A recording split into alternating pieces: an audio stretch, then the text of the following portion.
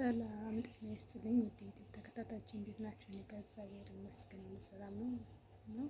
እንኳን ለጥምቀት በዓል በሰላም አደረሳችሁ እላለሁ። ውድ የኢትዮጵያ ኦርቶዶክስ እምነት ተከታዮች በብርሃነ ጥምቀቱ የምታምኑ ሁላችሁ እንኳን ለብርሃነ ጥምቀቱ በሰላም አደረሳችሁ እላለሁ። በዓሉ መልካም በዓል ይሁንላችሁ። መልካም የጥምቀት በዓል ይሁንላችሁ።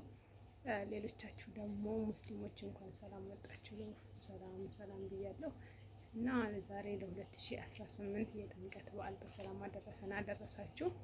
ዛሬ ያው በአረብ ሀገር የምትኖሩ ታውቃላችሁ እንግዲህ በስራ ላይ ነው እኛ የምናሳልፈው። እኔም እንደምታዩኝ በስራ ላይ ነው ያሳለፍኩት ማለት ነው። እስከ ዩኒፎርሜ ነው እየቀረጽኩላችሁ ያለሁት እና እንግዲህ እግዚአብሔር ብሎ ፈቅዶ እና አንድ ቀን ወደ ሀገራችን ገብተን ደግሞ በዓልን በሀገራችን የምናሳልፍበት ጊዜ ይሆናል ብዬ ተስፋ አደርጋለሁ። ለማንኛውም ባያላችሁበት ሰላማችሁ ይብዛ። ተስፋ እንዳትቆርጡ፣ ቅር እንዳይላችሁ፣ እንዳይሰማችሁ።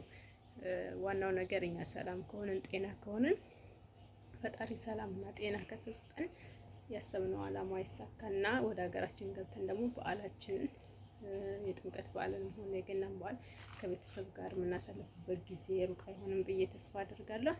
ሁላችሁም በያላችሁበት ሰላም ሁኑ፣ ሰላም ቆዩ።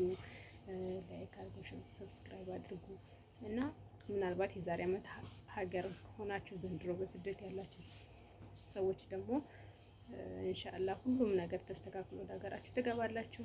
ግማሾቻችሁ ደግሞ ዘንድሮ ለበዓል የገባችሁ ደግሞ እንኳን ደስ አላችሁ። ከቤተሰቦቻችሁ ጋር በዓልን እያከበራችሁ ስለሆነ በጣም ደስ ይላል።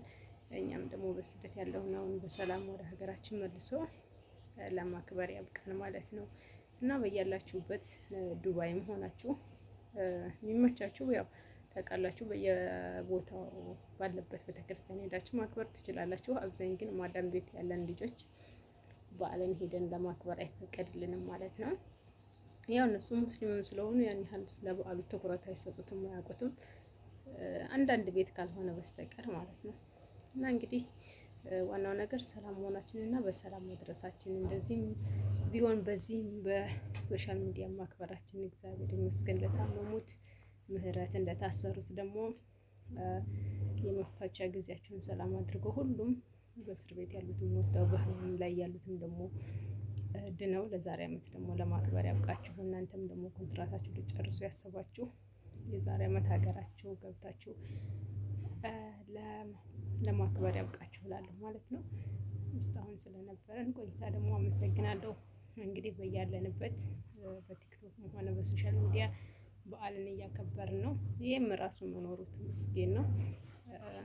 የአባቶችን ምክር በመስማት ሁሉን ነገር ራሱ እንጽናናለን። ሲለቀቅ እያየን ሀገራችንን ትውስታ እያስታወስን እየተጽናናን ነው ማለት ነው። እስካሁን ስለነበረን ቆይታ አመሰግናለሁ። ላይክ፣ ሼር፣ ሰብስክራይብ እያደረጋችሁ አብራችሁን ቆዩ። መልካም የጥምቀት በዓል